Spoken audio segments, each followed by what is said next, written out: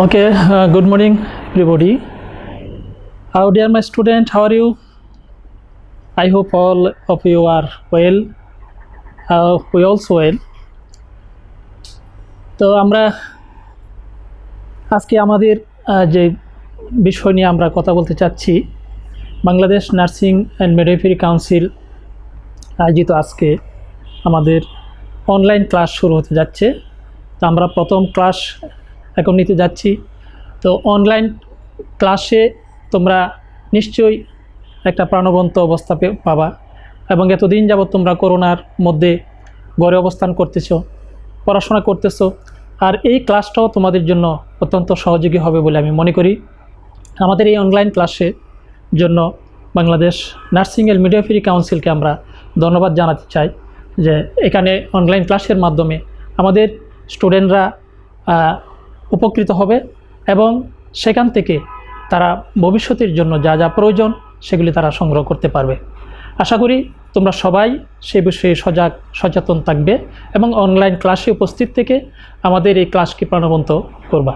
ধন্যবাদ তোমাদেরকে। আমি আজকে যে বিষয়ে ক্লাস নিতে যাচ্ছি সেই সাবজেক্ট হচ্ছে মাইক্রোবায়োলজি অ্যান্ড প্যারাসাইটোলজি।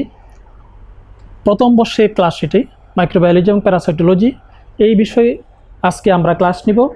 এবং সেই প্রথম টপিকটা যেটা আমি ক্লাস নিব সেটা হচ্ছে presentation on introduction to microbiology and parasitology. আমি doctor MD Yunus Ali, STS nursing college vice principal, এবং আমি আজকে এখানে যে ক্লাস নিব সেগুলি তোমরা যাতে যথাযথভাবে তোমরা সেটা হৃদয়ঙ্গম করতে পারো সেই জন্য তোমাদের সাথে আমি আসি এবং এই ক্লাসগুলি আমি এখন তোমাদের সামনে উপস্থাপন করব। Welcome to the presentation microbiology and parasitology. তোমরা সবাই জানো যে মাইক্রোবায়োলজি এবং প্যারাসাইটোলজি কী। তো এই বিষয়ে আমরা আজকে যে বিষয়গুলি পড়াবো সেগুলি প্রথমেই হচ্ছে definition of terms, historical development of microbiology, ecological relationship, factors promoting growth and development of microorganism, importance of microorganism, classification of microorganism. আমরা এই বিষয়গুলো নিয়ে আজকে আলোচনা করব। প্রথমে আমরা আসি মাইক্রোবায়োলজি কী। Microbiology is the study of microscopic organisms such as bacteria, viruses, fungi and protozoa. আমরা জানি যে মাইক্রোবায়োলজি, মাইক্রো মিনস ক্ষুদ্র, মাইক্রো মানে হচ্ছে ক্ষুদ্র, এবং এই ক্ষুদ্র বিষয় নিয়ে যেই বিষয় সাবজেক্টে আলোচনা করা হয়, যেখানে আলোচনা করা হয় সেটা হচ্ছে মাইক্রোবায়োলজি। মাইক্রোস্কোপিক অর্গানিজম অতি ক্ষুদ্র অর্গানিজম, এটি যেটা কালি চোখে দেখা যায় না, যেমন ব্যাকটেরিয়া। এখানে কিছু ছবি দেওয়া আছে, এই চিত্রগুলি কিন্তু আমরা যখন মাইক্রোস্কোপের নিচে দেখি তখন এরকম হবে, বাট আমরা যখন কালি চোখে এগুলি দেখতে চেষ্টা করব কিন্তু কালি চোখে এগুলি দেখা যাবে না। দেন ভাইরাসেস একই রকম, এগুলি কোনোটাই কালি চোখে দেখা যায় না, ফাঙ্গাই অ্যান্ড প্রোটোজোয়া। সুতরাং আমরা মাইক্রোবায়োলজি বলতে বুঝি যখন আমরা কোনো মাইক্রোস্কোপিক অর্গানিজম, ব্যাকটেরিয়া, ভাইরাস এবং ফাঙ্গাই, প্রোটোজোয়া নিয়ে আলোচনা করব, সেটি হচ্ছে মাইক্রোবায়োলজি। দেন আমরা যাচ্ছি parasitology. What is parasitology? Parasite এটা হচ্ছে, আমরা জানি যে প্যারাসাইট, আমরা বাংলা যেটা বলি যে প্যারাসাইট হচ্ছে পরজীবী বা পরগাছা। আমরা অনেক সময় দেখে থাকি যে যেমন কোনো গাছের মধ্যে অন্য গাছ তৈরি হয়, বট গাছের মধ্যে অন্য কোনো গাছ তৈরি হয়, আম গাছের মধ্যে অন্য কোনো গাছ তৈরি হয়, আমরা এগুলি দেখছি। কিন্তু আমাদের মধ্যে, আমাদের নিজেদের মধ্যে, আমাদের পেটের মধ্যে বা আমাদের শরীরে এমনই কিছু জিনিস আছে যেগুলি পরগাছা হিসাবে অবস্থান করতেছে, সেগুলি হচ্ছে parasitology. Parasitology is the study of parasites, their host and the relationship between them. Parasitology হচ্ছে, আমরা এখানে দুইটা চিত্র দিয়েছি, এই দুইটা চিত্রের মধ্যে যা আছে, একটা পিনওয়ার্ম, অ্যানাদার টেপওয়ার্ম। এই pin worm and tape worm এই দুটাই কিন্তু আমাদের বডির মধ্যে আছে, আমাদের পেটের মধ্যে আছে। ওরা কিন্তু আমাদের পেটের মধ্যে থেকে আমাদের শরীরে খেয়ে দিয়ে সেখানে অবস্থান করতেছে এবং সেখানেই ক্ষতি করতেছে, আমাদের ক্ষতি করতেছে। আবার কোনো কোনো প্যারাসাইট যেগুলি কিছুটা আমাদের শরীরে ভালো করে থাকে সেগুলি খুব কম, বাট বেশিরভাগ যেগুলি আছে সেগুলি আমাদের শরীরে ক্ষতি করে। তো প্যারাসাইটোলজিটা হচ্ছে যে parasite their host and the relationship between them. আমরা যখন এই পরজীবী বা পরগাছা সম্পর্কে আলোচনা করব এবং তারা কোথায় বসবাস করে, হোস্ট মানে যেখানে সে অবস্থান করবে, যেখানে সে বসবাস করবে, তারা হচ্ছে host. And relationship between them, host এবং প্যারাসাইট তাদের মধ্যে যে সম্পর্ক, হ্যাঁ, তারা তাদেরকে কীভাবে লালন পালন করতেছে বা তাদের কতটুকু খাবার দরকার, হ্যাঁ, সেই বিষয়গুলি যেখানে আলোচনা করা হবে সেটাই হচ্ছে প্যারাসাইটোলজি।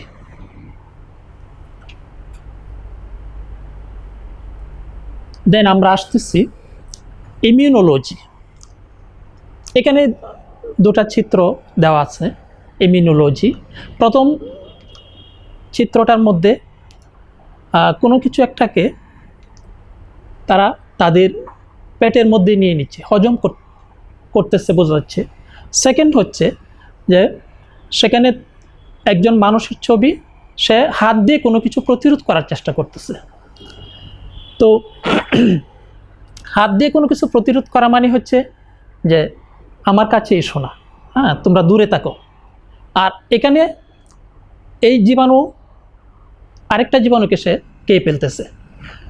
তো এটা হচ্ছে ইমিউনোলজি। আমাদের বডিতে স্বাভাবিক ক্ষমতা হচ্ছে যে কোনো অর্গানিজম যাতে আমাদের বডিতে ঢুকতে না পারে, সেই জন্য আমাদেরকে আল্লাহ এমন একটা শক্তি আমাদের মধ্যে দিয়েছেন, হ্যাঁ, সেই শক্তির দ্বারা আমরা কিন্তু বিভিন্ন ধরনের জীবাণুকে প্রোটেক্ট করে থাকি। তো সেভাবেই কিন্তু আমরা আমাদের জীবনকে মানে রোগ মুক্ত করে রাখি। এখানে বলতেছে যে immunology is the study of immune system which protect us from infection. Immunology হচ্ছে এমন একটা বিদ্যা যেখানে আমরা ইমিউন সিস্টেম সম্পর্কে আলোচনা করি, which protect us from infection, যেটা আমাদেরকে ইনফেকশন থেকে প্রোটেক্ট করে, ইনফেকশন প্রতিরোধ করে থাকে। তো আমরা ছোটোবেলায় অনেকেই বিভিন্ন সময়ে রৌদ্রে বৃষ্টিতে ভিজি, আমাদের মধ্যে কিছুটা জ্বর সর্দি কাশি হয়, আবার সেটি ভালো হয়ে যায়। সেটাও কিন্তু একটা প্রতিরোধ ক্ষমতা গড়ে ওঠার একটা লক্ষণ। আমাদের বডিতে যখন এরকম কিছুদিন জ্বর সর্দি কাশি হয়, পরে আবার সেটা ভালো হয়ে যায়, তখন আস্তে আস্তে আমাদের বডিতে এই প্রতিরোধ ক্ষমতাটা গড়ে ওঠে। দিস ইজ ইমিউন সিস্টেম বা ইমিউনোলজি। ডিয়ার স্টুডেন্ট, তোমরা বুঝতে পারতেছো যে আমরা যে বিষয়গুলি নিয়ে আলোচনা করতেছি, হ্যাঁ, এগুলি বিষয়গুলি অত্যন্ত সহজ, বাট সেগুলিকে যদি তোমরা একটু মনোযোগ দিয়ে দেখো বা একটু পড়াশোনা করো মনোযোগ দিয়ে, তাহলে অবশ্যই এগুলি সম্পর্কে জানতে পারবে। এখানে আবার বলতেছি, সেখানে এই চিত্রে প্রথম চিত্রে এনগাল্ফ কথা বলা আছে, একটা জীবাণুকে এনগাল্ফ করা হচ্ছে, গিলে ফেলা হচ্ছে। সেকেন্ড, প্রোটেক্ট, কোনো জীবাণুকে হাত দিয়ে প্রোটেক্ট করা হচ্ছে। আমরা এই করোনার সময়ে আমরা যেটা করছি যে আমরা হ্যান্ড স্যানিটাইজার দিয়ে আমাদের হাত ধুয়ে নিচ্ছি বা ওয়াশ করে নিচ্ছি, আর মাস্ক পরতেছি। এই হ্যান্ড স্যানিটাইজার দিয়ে আমাদের হাত ধুয়ে আমরা জীবাণু প্রতিরোধ করতেছি, এবং মাস্ক পরে সরাসরি আমাদের নাক মুখ দিয়ে যাতে জীবাণু ভিতরে ঢুকতে না পারে সেই প্রচেষ্টাটা আমরা করছি। জাস্ট সেখানেও কিন্তু একই রকম, আমরা প্রতিরোধ করছি আর এখানে ভিতর থেকে প্রতিরোধ হচ্ছে। This is immunology.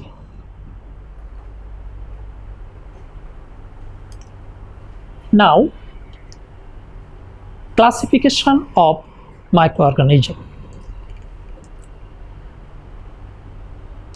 মাইক্রোঅর্গানিজমকে আমরা কয়েকটা ভাগে ভাগ করেছি। প্রথম হচ্ছে bacteria, fungi, virus and protozoa. এই সবগুলি হচ্ছে অতি আণুবীক্ষণিক বা কালি চোখে এগুলিকে দেখা যায় না। এগুলিকে দেখতে হলে মাইক্রোস্কোপ অথবা কোনো কোনো ক্ষেত্রে আলট্রা মাইক্রোস্কোপের প্রয়োজন পড়ে।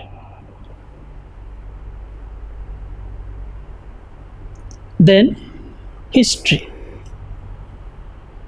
মাইক্রোবায়োলজি বা আমরা যদি পূর্ব থেকে আলোচনা করি যে আমরা অসুখ সম্পর্কে আমাদের কি ধারণা ছিল। অসুখ সম্পর্কে আমাদের আসলে ধারণাটা অনেক দিন পূর্ব থেকেই, আমরা যখন এই মাইক্রোবায়োলজি বা ক্ষুদ্র ক্ষুদ্র জীবাণু সম্পর্কে আমাদের ধারণা ছিল না, তখন আমাদের বিভিন্ন ধরনের বিরূপ ধারণা আমাদের মনের মধ্যে ছিল। আমরা সেগুলি সম্পর্কে যদি আলোকপাত করি তাহলে এখানে দেখা যাবে যে বলা হচ্ছে যে people attributed diseases to witchcraft and the devil. আমরা মনে করতাম বা মানুষ মনে করত যে অসুখ হচ্ছে কোনো শয়তানের চক্রান্তের কারণে, অথবা আমাদের বিভিন্ন ধরনের অসুবিধা চারদিকে যা আছে সেগুলি থেকে এই অসুখটা সৃষ্টি। এগুলি ছিল পূর্বের ধারণা, অনেক পূর্বে মানুষ ধারণা করতো এটা। Later they believed disease was caused by miasma. তারপরে মানুষ বিলিভ করতো, মানে তারা মনে করতো যে এই ডিজিজটা এমনই একটা জিনিস যেটা কোনো ধরনের একটা আনপ্লিজেন্ট স্মেল, অথবা আমি কোথাও দিয়ে হাঁটতেছি, সেখানে যদি আমার গায়ে কোনো ধরনের বাতাস লাগে, সেই বাতাসটা মানে আমার পছন্দনীয় না, অথবা কোনো ধরনের গন্ধ লাগে, সেটা আমার পছন্দনীয় না, সেটা থেকে হয়তো কোনো একটা রোগ হয়ে গেছে। এইটা ছিল পূর্বেকার মানুষের ধারণা। But 1632 to 1723 Antonie van Leeuwenhoek, উনি একজন জীববিজ্ঞানী। উনি কি বলছেন? Was the first to demonstrate the presence of micro organism by a microscope. তিনি প্রথম মাইক্রোস্কোপের নিচে এই মাইক্রো অর্গানিজমের উপস্থিতি পাইলেন। অর্থাৎ এর আগ পর্যন্ত মানুষ জানতো না যে এত ক্ষুদ্র জীবাণু মানুষের শরীরে ক্ষতি করতে পারে, মানুষের শরীরে অসুখ সৃষ্টি করতে পারে। এই ধারণাগুলি মানুষের মধ্যে ছিল না। বাট অ্যান্টনি ভ্যান লিউয়েনহুক এই ধারণাটা মানুষের মধ্যে প্রদান করলেন এবং তিনি প্রমাণ করলেন যে কোনো ক্ষুদ্র জীবাণুর দ্বারা মানুষের এই সমস্যাগুলি তৈরি হতে পারে, এবং তিনি মাইক্রোস্কোপের মাধ্যমে সেই জীবাণুগুলির মানে অনুসন্ধান পেলেন। তারপরের অবস্থায় আসছে যে লুই পাস্তুর। আমরা সকলেই জানি লুই পাস্তুর সম্পর্কে আমাদের ধারণা আছে। তো এই Luis পাস্তুর showed that there were germs present in the environment. উনি প্রমাণ করলেন, উনি দেখলেন যে আমাদের চারপাশে অনেক জীবাণু, যেগুলি আমাদের বডির, আমাদের দেহের বিভিন্ন ধরনের ক্ষতি করতে পারে। লুই পাস্তুর আরও এক জায়গায় উনি বললেন, open the field of sterilisation. He also developed vaccines, anthrax vaccine. Open the field of sterilisation. Field of sterilisation অর্থাৎ জীবাণুমুক্তকরণ সম্পর্কে তিনি আমাদের কাছে কিছু খোলাখুলি বক্তব্য তুলে ধরলেন যে আসলে জীবাণু যেমন আছে তেমন সেটা থেকে আমরা মুক্তিও পেতে পারি, আমরা জীবাণু মুক্ত হতে পারি, এবং সেগুলি কীভাবে পরবর্তীতে সেই বিষয়গুলি আমরা আলোচনা করব। হি ডেভেলপড ভ্যাকসিনস। তিনি একটা ভ্যাকসিনও তৈরি করলেন, একটা টিকা তৈরি করলেন, অ্যানথ্রাক্স ভ্যাকসিন, যেটা আমাদের দেশে কিছুদিন পূর্বে অ্যানথ্রাক্স রোগে বিভিন্ন ধরনের অসুবিধা দেখা দিচ্ছে মানুষ, এবং এটা সাধারণত বিভিন্ন অন্যান্য প্রাণীদের মধ্যে হয়ে থাকে। তো এই অ্যানথ্রাক্স রোগ মানুষেরও অনেক ক্ষতি করে। তো এই অ্যানথ্রাক্স রোগের ভ্যাকসিন কিন্তু উনি তৈরি করেছেন। নেক্সট, রবার্ট কস। তিনি একজন বিজ্ঞানী। তিনি কি করলেন, described methods of preparing cultures. তিনি কীভাবে কালচার প্রিপারেশন করতে হয় সেই বিষয়গুলি তিনি উপস্থাপন করেন। কালচার মানে হলো, আমরা কালচার বলতে যেটা বুঝি মাইক্রোবায়োলজির ভাষায়, যে কোনো একটা জীবাণুকে কিভাবে বৃদ্ধি পাবে, কোথায় থেকে সে থাকলে তার বৃদ্ধিটা ভালো হয় বা কোথায় থাকলে সে মারা যাবে, সেই বিষয়টা হচ্ছে কালচারের অন্তর্ভুক্ত। তো প্রিপেয়ারিং কালচার, কীভাবে এই কালচারটা তৈরি করা যায় সেই মেথডটা তিনি আবিষ্কার করলেন। Describe the causative agent of cholera and tuberculosis. উনি কলেরা এবং টিউবারকুলোসিসের কারণ কি এবং কি কারণে কলেরা এবং টিউবারকুলোসিস হয় সেই বিষয়গুলি তিনি আবিষ্কার করলেন। ফ্লেমিং অ্যান্ড চেন, ওনারা অন্য আর দুজন বিজ্ঞানী, Fleming and Chain develop penicillin in 1929 from fungus. আমরা আজকে যেসব ধরনের ইঞ্জেকশন বলেন, ঔষধ, বিভিন্ন ধরনের ঔষধ বলেন, সেগুলি কিন্তু জীবাণু দ্বারাই আমরা মানে বিভিন্ন জীবাণু থেকে কিন্তু নেওয়া হয়েছে। ভ্যাকসিন বিভিন্ন জীবাণু থেকে তৈরি করা হয়েছে। বিভিন্ন ধরনের ঔষধ, অনেক ওষুধ আছে যেগুলি জীবাণু থেকেই তৈরি করা হয়েছে। সেগুলিকে রিফাইন বা সেগুলিকে বিভিন্ন ধরনের গবেষণার মাধ্যমে তাদের থেকে আমরা বিভিন্ন ধরনের ওষুধ তৈরি করেছি। যেমন পেনিসিলিন, এটা তৈরি হয়েছে ফাঙ্গাস থেকে। নেক্সট আমরা আসি ইকোলজিক্যাল ক্যারেক্টারিস্টিক্স। ইকোলজিক্যাল ক্যারেক্টারিস্টিক্স, এখানে আমরা কয়েকটা জিনিস আলোচনা করব। প্রথম হচ্ছে host. Host is an organism that harbours a guest organism. Host আমরা আগেও বলেছি যে পরগাছা বা প্যারাসাইট যেখানে থাকেন, যেখানে প্যারাসাইট অবস্থান করেন তাকে আমরা হোস্ট বলে থাকি। অর্থাৎ যার বাড়িতে অবস্থান করেন, তিনি হচ্ছেন হোস্ট। দেন প্যারাসাইট হচ্ছে আমরা বাংলা যেটা বলি যে পরজীবী বা পরগাছা। Is an organism that lives within or on a host. এই পরগাছাটা কিন্তু হোস্টের মধ্যে অবস্থান করেন, সেখানে থেকে উনি জীবন ধারণ করেন এবং সেটা বড় হয়, আস্তে আস্তে সেটা আবার যেখানে থাকেন তারই ক্ষতি করতে শুরু করেন। যেমন আমরা এখন অবশ্য সেটা কম দেখা যায়, বট গাছ অন্য আরেকটা গাছের মধ্যে হয়, তারপরে দেখা যায় যে এই বট গাছটা জীবিত আছে, বাট অন্য যে গাছের মধ্যে এই বট গাছটার জন্ম হয়েছিল সেই গাছটা নেই। তো প্যারাসাইটটা ঠিক একই রকম জিনিস, যে প্যারাসাইট এমন এক সময়, প্যারাসাইট যদি আমরা আমাদের বডিতে এইভাবে মানে তাদেরকে ধ্বংস না করি, কিল না করি, তাহলে তারা এক সময় আমাদেরকে খেয়ে ফেলবে। এটাই হচ্ছে প্যারাসাইটের নিয়ম। Then pathogens is a biological agent that causes disease or illness to its host. এটা হচ্ছে একটা biological agent that causes disease or illness to its host. তাহলে এই প্যাথোজেনটা ক্ষতি করবে আমার নিজের, অর্থাৎ হোস্ট যিনি তারই কিন্তু ক্ষতি করবে।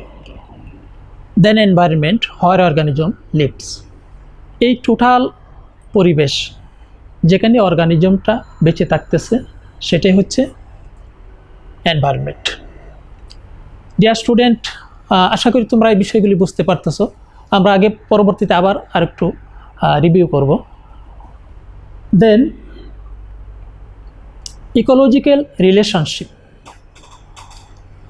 The interaction among organisms within or between overlapping functions can be characterized into 5 types of relationship. Ecological relationship অর্থাৎ আমাদের চারপাশে যারা অবস্থান করতেছে বিভিন্ন জীবাণু বা মাইক্রো অর্গানিজম বা অর্গানিজম, তারা কিভাবে অবস্থান করতেছে, তাদের বেঁচে থাকার জন্য কি কি চেষ্টা প্রচেষ্টা, জীবন ধারণের জন্য তাদের কি করতে হচ্ছে, সেগুলিকে বলা হচ্ছে ইকোলজিক্যাল রিলেশনশিপ। তো এখানে এই 5টা টাইপের মধ্যে প্রথম হচ্ছে কম্পিটিশান। কম্পিটিশান আমরা বুঝি, কম্পিটিশান মানে কি, এটা তো একটা প্রতিযোগিতা। তো এই প্রতিযোগিতাটার প্রতিনিয়ত আমাদের মধ্যে চলতেছে। সেটা মানুষ হতে পারে, সেটা অন্যান্য প্রাণী হতে পারে। যেমন বনে জঙ্গলে একটা প্রতিযোগিতা চলে, আমরা ডিসকভারি বা অন্যান্য চ্যানেলে এগুলি দেখে থাকি যে বাঘ, হরিণ বা অন্যান্য প্রাণীদেরকে খেয়ে ফেলতেছে, অর্থাৎ ছোটো প্রাণী যেগুলি আছে সেগুলিকে তারা এনগাল্প করতেছে, খেয়ে ফেলতেছে। আবার অনেক ছোটো প্রাণী আছে যেগুলিকে কালি চোখে দেখা যায় না, বাট তারাও অন্যের ক্ষতি করতেছে। তো সেভাবে এই কম্পিটিশনের মাধ্যমে কিন্তু আমাদের এই পৃথিবীতে সকল প্রাণীর বিচরণ। দেন প্রিডেশন। প্রিডেশন হচ্ছে যা আমাদের এই জগতে আমরা যেমন কম্পিটিশন করতেছি, ঠিক তেমনিভাবে আমাদের অন্যান্য প্রাণীরা কে কোথায় থাকবে, কোথায় অবস্থান করবে, কার সাথে তার সম্পর্ক তৈরি হবে, কার সাথে সম্পর্ক হবে না, এই ধরনের একটা বিষয় থাকে। এবং সে যেমন আমি এর আগে বললাম যে বাঘ হরিণকে খেয়ে ফেলতেছে, তো ওই যে শিকার করা, এটাও কিন্তু আমাদের একটা প্রাণী আরেকটা প্রাণীকে খেয়ে সে বেঁচে থাকতেছে। জঙ্গলে কিছুদিন আগে আমরা দেখছি যে করোনা যখন শুরু হলো তখন মানুষ নিজেরাই খাইতে পায় না, তো আশেপাশে যারা শিয়াল কুকুর সেগুলি তারা কোথা থেকে খাবে, তারা কিন্তু একদম মানে কী বলবো, তারা হাড্ডি চর্ম সার হয়ে যাচ্ছে, যে তারা খেতে পারতেছে না। তো এই শিকার তারা যখন শিকার না পাবে তখন কিন্তু তারাও মৃত্যুমুখে পতিত হবে। তো এই জন্য এই শিকারের বিষয়টাও কিন্তু এই ইকোলজিক্যাল ক্যারেক্টারিস্টিক্সের মধ্যে আছে। দেন কমেন্সালিজম। এটা হচ্ছে যে আমরা নিজেদের মধ্যে আমরা কীভাবে বেঁচে থাকবো, বেঁচে থাকার জন্য আমাদের কিছু কাজ করতে হবে, কাউকে আশ্রয় প্রশ্রয় দিতে হবে। সেখানে আমরা যদি একে অন্যের সাথে সহযোগিতা বিনিময় করে থাকি তাহলে কিন্তু বেঁচে থাকতে পারবো। এবং এটা সকল প্রাণীদের মধ্যে কিন্তু এটা ঘটে থাকে, সকল অর্গানাইজমের মধ্যে সেই জিনিসটা ঘটে থাকে। মিউচুয়াল করা, আমরা যেটা বুঝি যে একে অন্যের সাথে সম্পর্ক গড়ে তোলা, এটাও প্রাণীদের মধ্যে আছে, অন্যান্য অর্গানাইজমদের মধ্যেও আছে। তারপর হচ্ছে প্যারাসাইটিজম। প্যারাসাইট, আশ্রয় প্রশ্রয়, আমরা আগে যেটা বলছিলাম যে প্যারাসাইট যে পরজীবী, সেই পরজীবী যেখানে বাস করে বা তারা কার উপর অন্যদের উপর খেয়ে দিয়ে থাকে, সেটা একটা বিষয়। দেন আমরা আসতেছি factors promoting growth and development of micro organism. এখানে যে ফ্যাক্টরগুলি কথা বলা হচ্ছে সেগুলি প্রথমে হচ্ছে nutrient. All micro organisms need food. প্রত্যেকটা মাইক্রো অর্গানিজম বেঁচে থাকার জন্য তাদের খাবারের প্রয়োজন হয়। Temperature very high and very low. কোনো টেম্পারেচার দেখা যায় যে কোনো জীবাণু মরে যায়, আবার কোনো টেম্পারেচার, একই টেম্পারেচারে অন্য জীবাণুগুলি হয়তো বেঁচে থাকে। তাহলে এখানে টেম্পারেচার লো এবং হাই এর মধ্যে জীবাণুর বেঁচে থাকা এবং মরে যাওয়ার সম্পর্ক আছে। pH level, most organism prefer neutral pH 7 ± 0.5। এই টেম্পারেচারটা বেশিরভাগ জীবাণু প্রিফার করে। আবার কোনো জীবাণু pH যদি কমে যায় সেখানে হয়তো তারা বেঁচে থাকতে পারে না, আবার কোনো জীবাণু pH কমে গেলে সেখানে তারা বেঁচে থাকতে পারে। এভাবে তাদের বেঁচে থাকার বা মারা যাওয়ার কাজ চলতে থাকে। Moisture, all micro organisms require some level of water. Micro organism বেঁচে থাকার জন্য কিছু ওয়াটার প্রয়োজন বা কন্টিনিউ ওয়াটারের প্রয়োজন, then oxygen requirement. Some organisms are anaerobes and aerobes. কিছু কিছু অর্গানিজম আছে যেগুলি অ্যানারোবিক বা অক্সিজেনের প্রয়োজন, আবার কোনোটাতে অক্সিজেন প্রয়োজন নাই। অক্সিজেনে কোনো জীবাণু বেঁচে থাকে, আবার অক্সিজেনের কারণে কোনো জীবাণু হয়তো তারা বেঁচে থাকতে পারে না। দেন আমরা আসছি ইম্পর্টেন্স অফ মাইক্রো অর্গানিজম।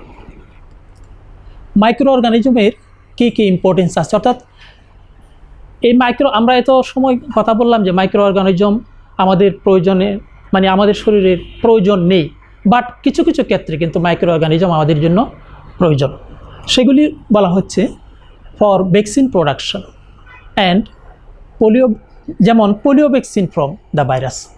তাহলে ভ্যাকসিন প্রোডাকশনটা কিন্তু আমরা এই মাইক্রো অর্গানিজম থেকেই করেছি। যেমন আমি এর আগে বলেছি যে লিওয়েন হুক তিনি প্রথম মাইক্রো অর্গানিজমটা মাইক্রোস্কোপের নিচে উনি দেখেছেন। আবার লুই পাস্তুর উনি মাইক্রো অর্গানিজম থেকেই কীভাবে ভ্যাকসিন তৈরি হয় সেটা কিন্তু উনি করেছেন। তাহলে মাইক্রো অর্গানিজম কিন্তু গুরুত্ব অনেক। Then for production of food, yeast use to make bread, bacteria important for making yoghurt. আমরা যেমন দই খাই, দই, সেই দইটা কিন্তু মাইক্রো অর্গানিজম মানে এটা যদি না থাকতো, ব্যাকটেরিয়া যদি না থাকতো তাহলে কিন্তু এই দইটা তৈরি হইতো না। তাহলে এটারও কিন্তু একটা গুরুত্ব আছে অনেক। Soil microbes helps to recycle nutrient. আমরা কৃষিকাজে যেই বিভিন্ন ধরনের মাইক্রো অর্গানিজম কিন্তু কৃষিকাজের সাথে সম্পৃক্ত। যেমন কেঁচু, কৃমি যেটা আমরা বলি, সেই কেঁচু আমাদের মাটিকে কিন্তু মানে উপর থেকে নিচ করে দিচ্ছে, নিচের মাটি উপরে ওঠাচ্ছে, আবার উপরের মাটি নিচে নিয়ে যাচ্ছে। এটা কিন্তু আমাদের কৃষির জন্য অত্যন্ত উপকারী। হ্যাঁ, সুতরাং মাইক্রো অর্গানিজম আমাদের জন্য উপকারিতা অনেক বেশি আছে। Used in the production of alcohol. Alcohol আজকে আমাদের এই যে আমরা হ্যান্ড স্যানিটাইজার যেটা বলতেছি, এই হ্যান্ড স্যানিটাইজারটা তৈরি করতে কিন্তু অ্যালকোহল লাগে এবং এটার মধ্যে 70% অ্যালকোহল আছে। তো সেই অ্যালকোহলটা কিন্তু মাইক্রো অর্গানিজম দ্বারা তৈরি। Fungi help in the degradation of living things that have died. Fungus আমাদের আরেকটা জীবাণুর নাম হচ্ছে ফাঙ্গাস। এই ফাঙ্গাসটা লিভিং থিংসটাকে ডিগ্রেড করতে ডিক্লাইন করে দিচ্ছে। হ্যাঁ, এটা মৃত্যুবরণ করাচ্ছে বা এটাকে মেরে ফেলতেছে। যদি এই কিছু জিনিস না থাকতো, যেমন কোনোটা কাউকে মেরে ফেলতেছে, আবার কাউকে সুন্দর করে বাঁচায় দিচ্ছে, এই জিনিসগুলির মধ্যে দিয়ে কিন্তু আমাদের এই গোটা পৃথিবীটা বা গোটা মাইক্রো অর্গানিজম রাজ্যটা চলতেছে। তো ডিয়ার স্টুডেন্ট, আমরা ইম্পর্টেন্স অফ মাইক্রো অর্গানিজম যে আলোচনা করলাম সেই বিষয়গুলি তোমরা যদি একটু দেখো, আমাদের পরিবেশের সাথে এটাকে একটু মিলায়া পড়ো, তাহলে দেখবা তোমাদের এটা খুব মনে থাকবে এবং মাথায় এটা ধারণ করতে সহজ হবে। Thank you all. তো আমরা তারপরে আমাদের যে বিষয়গুলি আমরা আলোচনা করলাম সেগুলিকে আমরা আবার একটু রিভিউ করতে চাই।